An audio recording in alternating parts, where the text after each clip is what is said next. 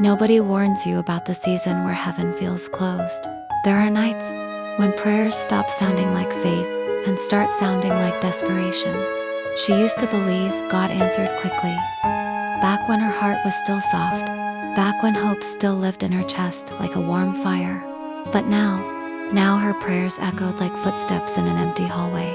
No signs, no miracles, no voice, just silence. The kind of silence that makes people question everything they once believed. And the terrifying part, she was starting to get used to it. Every morning, she smiled like nothing was wrong. But people never noticed the exhaustion behind kind eyes, because some people are not physically tired. They are spiritually drowning. She carried memories like stones in her chest. The betrayal, the unanswered prayers, the grief she never explained. The nights, she cried quietly so nobody would hear. And slowly, life became mechanical. Wake up, survive, pretend, sleep, repeat. She stopped expecting beautiful things. Stopped believing doors could still open for her. Stopped believing she mattered enough for God to notice. That night felt different, not because life improved, but because she finally broke completely. No polished prayers, no church language, no pretending, just tears. Raw, human, honest tears.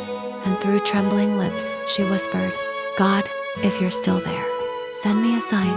Then silence returned, cold, heavy, unmoving, and honestly, she regretted praying it, because deep down, she feared heaven had already forgotten her. 3 days later, she met him, not in church, not during prayer, but at a nearly empty bus stop under heavy rain. Funny how life changes in ordinary places. He looked older, quiet eyes, worn coat, calm presence, like someone who carried storms and survived them. She barely noticed him at first, until he said something strange. You look tired, not physically, soul tired. And suddenly, her chest tightened, because nobody had ever said it that way before. She should have ignored him, but something about his voice felt familiar, safe, like hearing a song you forgot you loved. So they talked, about pain, about disappointment, about God, and the stranger listened, without interrupting. That alone almost broke her, because wounded people are not always looking for answers. Sometimes, they just want to feel seen. Then he asked her a question she would never forget. What if God's silence was an abandonment? She looked at him, confused, and he continued softly. What if he was waiting for the version of you that finally stopped pretending? Silence. But this time, the silence felt alive. The stranger reached into his pocket and handed her a folded piece of paper. Inside was a Bible verse, the exact verse her late mother used to repeat to her as a child. The exact one? Her hands started shaking, because there was no possible way he could have known. Tears filled her eyes instantly, and for the first time in years, she felt something crack open inside her. Not pain, not fear, hope, real hope, the kind that quietly enters the room after years of darkness.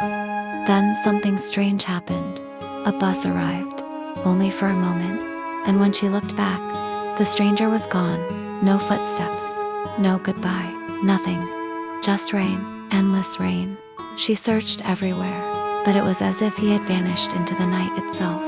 And suddenly, she remembered her prayer, send me a sign. Her knees weakened, because sometimes, God answers quietly, not through fire from heaven, but through people, through moments, through whispers. That night changed her, not instantly. Pain didn't disappear overnight, but something shifted. She stopped begging God to prove his existence, and started noticing the quiet ways he had always been present.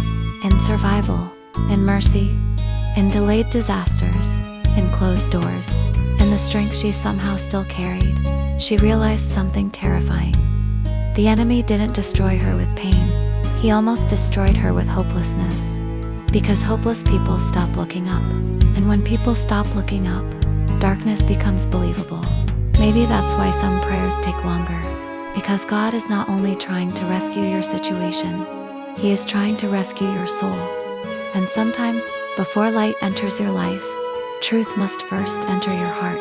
So, if heaven feels silent right now, If life feels unbearably heavy, if your soul is exhausted from carrying invisible pain, listen carefully.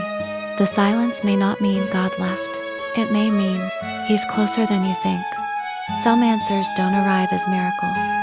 Sometimes they arrive as strangers in the rain.